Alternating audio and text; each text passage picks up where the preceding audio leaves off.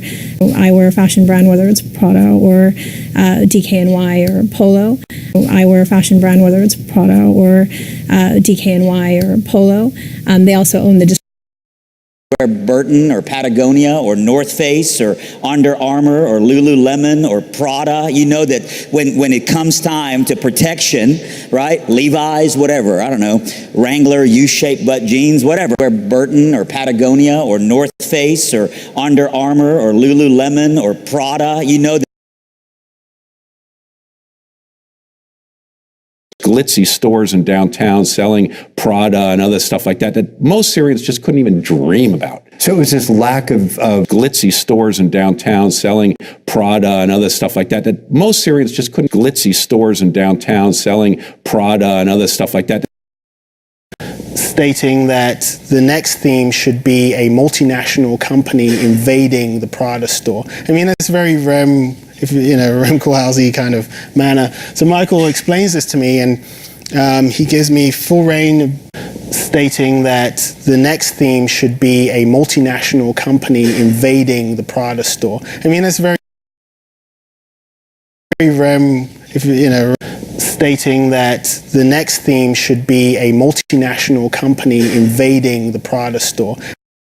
Like Miuccia Prada or Mr. Armani or the Dolce & Gabbana designers.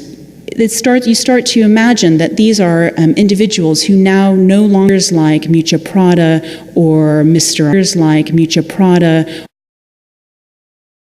I signed up for the Prada party, not the tumor party, or the poverty party. And then the other reaction was, this is amazing. How do I give money? How do I volunteer? You know, how do I signed up for the Prada party, not the tumor party. I signed up for the Prada party, not the tumor party.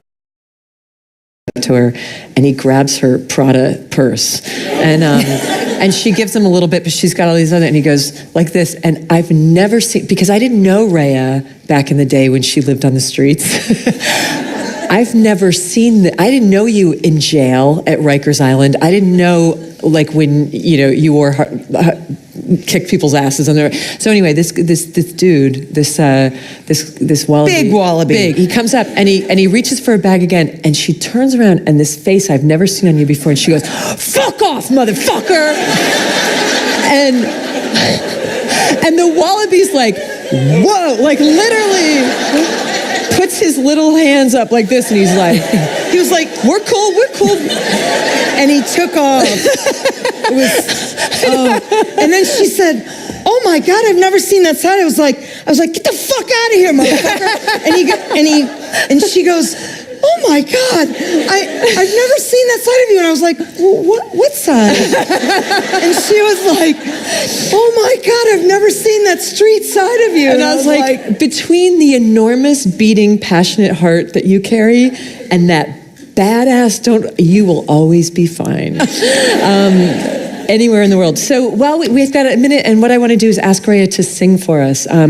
Rhea is many things, and one of the things she is a fantastic musician, lots of record deals back in the 80s, just is fabulous, and she's going to sing a very special song. Okay. I was going to sing too, but I only know the words to one song. The Game of Thrones. She's horrible. I've been tormenting everybody lately. So, because it's International Women's Day, and because Liz Gilbert wrote this amazing book called The Signature of All Things, I wrote a song about Alma Whitaker, and because she is a heroine to all of us, pardon the pun, and I fell in love with this character, and you will too if you haven't read it. And before you go, can I make a special request? Can you sanctify this space before you begin? I've only ever heard you do this once, and I'm going to put you on the spot and ask you to do it again. Rhea was raised in Syria. English was her fourth language. Her first was a combination, Arabic, and then her grandmother's language of Aramaic. And once... I can't believe you're fucking doing this. Will you sing us... I can't say no. To make it holy, and because we're in the Opera House, a few lines of the Lord's Prayer in Aramaic, as taught to you by your grandmother in Syria. I'm not religious, but this is such a beautiful hymn. I'll sing just one verse. Abu de bashmayo netqata shishmo tite malakutho nehoe subyano.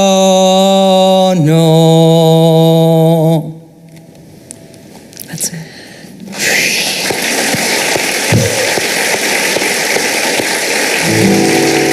Wow. Thanks, Liz. Thank you. It felt really good. Yeah, it felt good for us too. Wow. Okay, so this song is called Touch the Ground. And like I said, it's about Alma.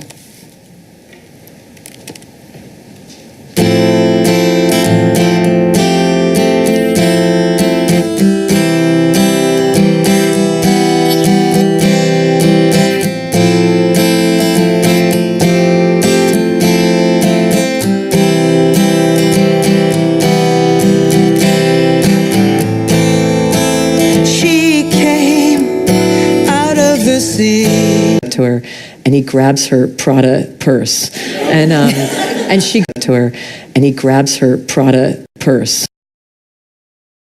I signed up for the Prada party, not the tumor party, or the handbags. Do not buy the Prada handbags when you go to New York. Fake Rolex watches, fake Gucci wallets, all that kind of stuff. And it's especially common in Chinatown, and we happen to see some people. Handbags. Do not buy the Prada handbags when you go to New York. Fake Rolex watches, fake Gucci wallets, handbags. Do not buy the Prada handbags when you go to New York. Close. We're in a civilian vehicle called a Toyota Prada, which is like a 4Runner, and we didn't have much for weapons. We each had a pistol, and we were on a road called Jalalabad Road, which is the main close. We're in a civilian vehicle called a Toyota Prada, which close. We're in a civilian vehicle called a Toyota Prada. If you think about The Devil Wears Prada, right, or the September issue, if you've seen that, which is about Anna Wintour, and you think about Steve Jobs in the early days of Apple, or think about Jeff Bezos in Amazon in the early days. Those charismatic leaders basically ran the organization. I mean, every decision, every important decision was made by them.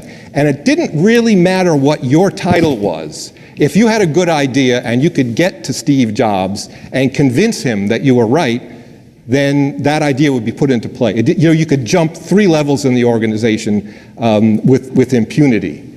All you had to do was to be able to convince this one person at the top. So there's not a lot of rules, and there's not much bureaucracy.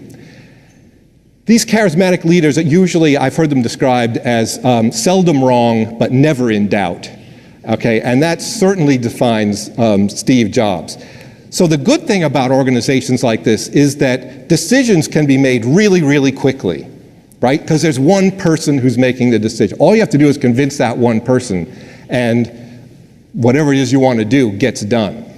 If you think about The Devil Wears Prada, right, or the September issue, if you've seen that, which is about Anna Wintour. If you think about The Devil Wears Prada, right, or the September issue,